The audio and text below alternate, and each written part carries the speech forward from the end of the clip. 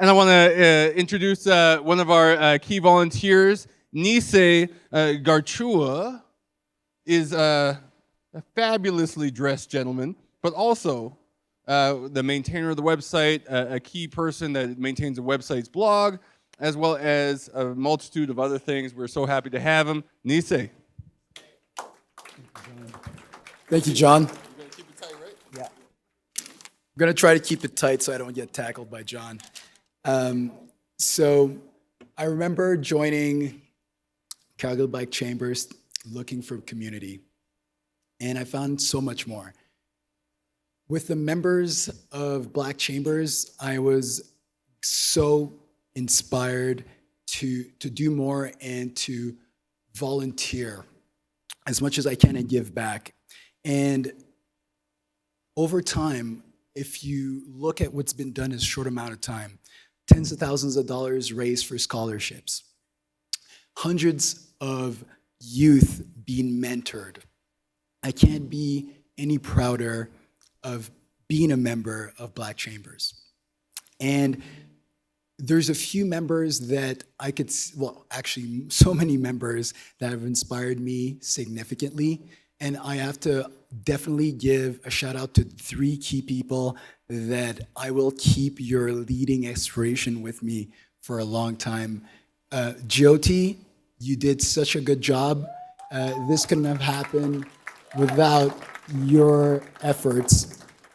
Kieran, I'm so happy to have been a part of being around you and being inspired by you. And last but not least, John, Chancellor of University of Calgary.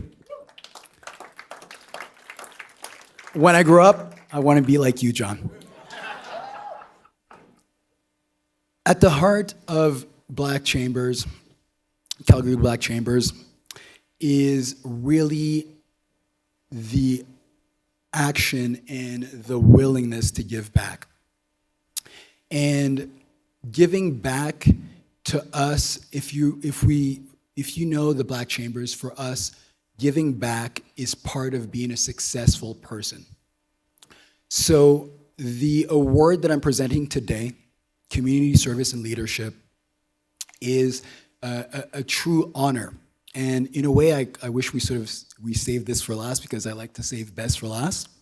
But the people, the following nominees are what we considered successful people. So Curtis Alexander being the first nominee, Dr. Linda Kong-Natiman being the second nominee, and Cynthia Okafor being the third nominee. These were 3 very, very selective individuals that really showed their leadership as they were giving back to the community. And they're all obviously very strong nominees. So the winner of this award is Cynthia Okafor. My name is Cynthia Okafor. I was born and raised here in Calgary, Alberta, and I currently work as an equity, diversity, and inclusion consultant within the public sector. And aside from that, I'm also quite involved in community. I do a lot of facilitation, training, and I work with organizations in working through an organizational change process using a racial equity approach. I find my inspiration from a lot of different places, but I'd say primarily from all those who have come before me and have really laid the foundation, for me to be here. So all those, leaders and activists and champions that have fought for my civil rights, all the countless amount of women that have fought for women's liberation and women's rights, and then, the people who are still here today, and fighting to sustain a lot of those gains that have been made historically. really focusing on being kind and patient with myself, which extends into being kind and patient with others. And really, keeping in mind that I'm only human. I'm not perfect, and I don't always get things right. And I think what's important with that as well is just how I think about mistakes and challenges and failure. I've made a lot of them, but then I always keep in mind that, the mistakes that I've made in life are simply learning opportunities, they're lessons, and they continue to help me on my path towards growth. I am continuing to work with organizations, working with them on an organizational change process using a racial equity approach. And so really getting them to move beyond, quick fixes and short-term solutions towards sustaining a lot of their work they do as part of their business and their operations. When I think about my contributions, I think the fact that we're even here and organizations are talking about social issues in a way they've never talked about them before, the fact that they're even doing the work, I think it's a pretty big deal. And for me, I've been doing my small part in supporting organizations, creating a safe and open environment for them to have these conversations, to do the work. I'd say one of the lessons that I've learned is the importance of relationships and relationship building. I really place value on just simply connecting with people, checking in, learning more about who they are, their backgrounds. That's the core at everything I do. I think the advice I would give is for anyone in general, and I think it's just being patient with yourself and just learning that your best today is your best tomorrow and in the future. And I think for me, what's significant is just learning that, all those that you may look up to, those that you think are ahead of you, are dealing with their own personal challenges, their own insecurities. And so I think it just sort of takes the edge off, just knowing that you're okay, you're doing your best, and there's nothing wrong with that. Well, unlike the others, I came prepared. Thank you, everyone. So I want to start off by thanking the Calgary Black Chambers for this award. And I also want to acknowledge the organization for all the great work they've done in giving voice and creating a platform for the Black community here in Calgary. And of course, celebrating the many achievements, accomplishments within the community as well.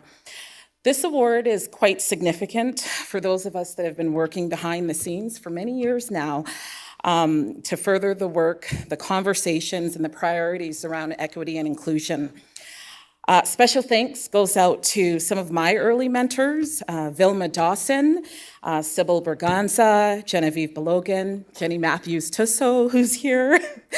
I thank them for their commitment and passion to this work, and for paving the way for many of us to carry the tradition and continue the dialogue in this space. I also want to thank the two individuals who nominated me for this award. So Jenny Matthews-Tusso again, and Komal Kardar. Thank you for being the most amazing colleagues, the most amazing friends and mentors, for believing in me, motivating and encouraging me to always do my best, aim high, and stay focused. My friends and family who came out to support me this evening, Wilson, Zachary, and Paula, thank you for your love, for your compassion, your kindness, and for always supporting me on this journey. And lastly, this award, wouldn't be the same without recognition to my parents, Ben and Mona, who were early Nigerian immigrants that came in the early 70s. My mom's no longer here, but I do thank them for the many sacrifices that they've made for me and my siblings to be in this space and to have access to many of the opportunities that we have today. I also thank them for being role models, for teaching us, that sense of community and the importance of giving back. Thank you, everyone. Oh, they're here?